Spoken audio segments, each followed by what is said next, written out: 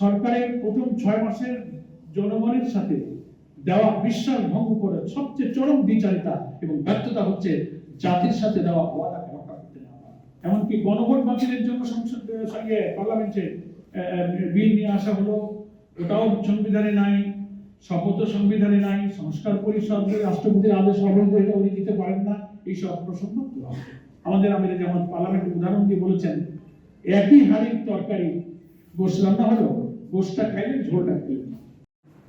নির্বাচনী জনসভাগুলোতে নির্বাচনী ইশতেহারে বিদ্যমান রাষ্ট্র কাঠামো পরিবর্তন করে একটি নতুন রাষ্ট্র কাঠামো সংবিধানের কাঠামোগত পরিবর্তনের মধ্য দিয়ে যে জুলাই সনদ আমরা সবাই স্বাক্ষর করেছিলাম, তার ভিত্তিতে যে গণভোট অনুষ্ঠিত হয়েছিল, সেই গণভোটের রায় কার্যকর তো করেইনি, বরং সেই গণভোটের প্রশ্নে সম্পূর্ণ নেতিবাচক ভূমিকায় সরকার অবস্থান নিয়েছে।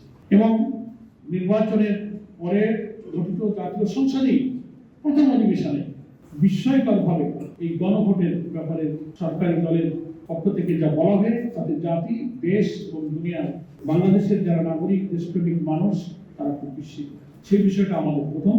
আপনারা সবাই জানেন যে 12ই ফেব্রুয়ারি একই দিনে জাতীয় নির্বাচন হয়েছে এবং গণভোট হয়েছে। এবং কিসের ভিত্তিতে হয়েছে? 2024-এর গণ অভ্যুত্থানের পরে সরকার, পার্লামেন্ট, প্রধানমন্ত্রী এগুলো ছিল না, 3 দিন সরকারই ছিল না।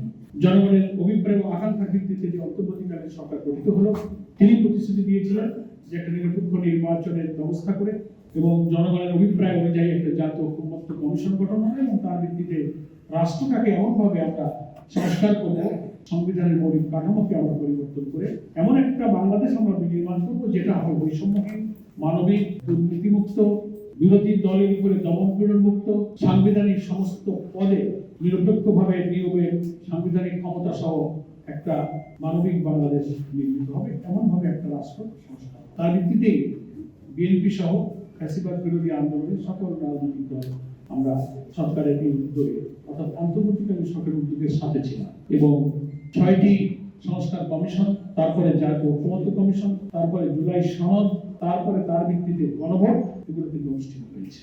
এর সাক্ষী সহ এই গোটা প্রক্রিয়ার সাথে কিন্তু বিএনপি ছিল। এবং 13ই নভেম্বর 2025 সংবিধান সংস্কার যে আদেশটা হলো, প্রেসিডেন্সিয়াল অর্ডার, যেটাকে বলা হয় সংবিধান সংস্কার আদেশ, জুলাই জাতীয় সনদ বাস্তবায়ন, এটার ভিত্তিতেই একই দিনে দুটো ভোট, গেজেটটা আপনারা সবাই দেখেছেন, একই দিনে জাতীয় ভোট এবং গণভোট হলো।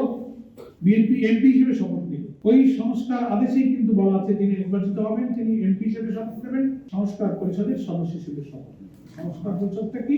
ওই নির্বাচিত এমপিদেরকে একটা কনস্টিটিউয়েন্ট পাওয়ার দেওয়া হলো, একটা গাঠনিক ক্ষমতা দেওয়া হলো, যারা সংবিধানের কাঠামোগত পরিবর্তন।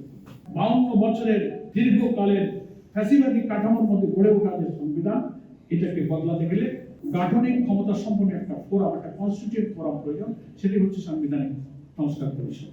জামাত ইসলামী সহ 11 দলের এমপিরা শপথ নিলেন, 2টা বিএনপি শপথ নিলেন। এবং পার্লামেন্টে যখন বিরোধী দলের পক্ষ থেকে প্রশ্ন করা হলো, প্রশ্ন তোলা হলো, ওনারা বললেন এটা সংবিধানে নাই। এমনকি গণভোট বাতিলের জন্য সংসদের সঙ্গে পার্লামেন্টে বিল নিয়ে আসা হলো, ওটাও সংবিধানে নাই, শপথ সংবিধানে নাই, সংস্কার পরিষদ রাষ্ট্রপতির আদেশ অবৈধ, এটা উনি দিতে পারেন না, এইসব প্রসঙ্গ তোলা হলো। আমরা বলছি যে সরকারের প্রথম 6 মাসের জনগণের সাথে দেওয়া বিশ্বাস ভঙ্গ করে সবচেয়ে চরম দ্বিচারিতা এবং ব্যর্থতা হচ্ছে জাতির সাথে দেওয়া ওয়াদাকে রক্ষা করতে না পারা।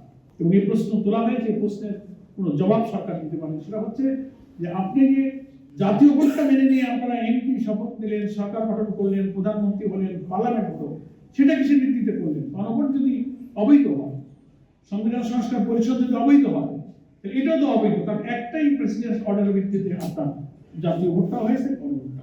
আমাদের আমিরে যেমন পার্লামেন্টের উদাহরণ দিয়ে বলেছেন, একই হাড়ির তরকারি গোশ রান্না হলো, গোশটা খাইলেন ঝোলটা খেলেন।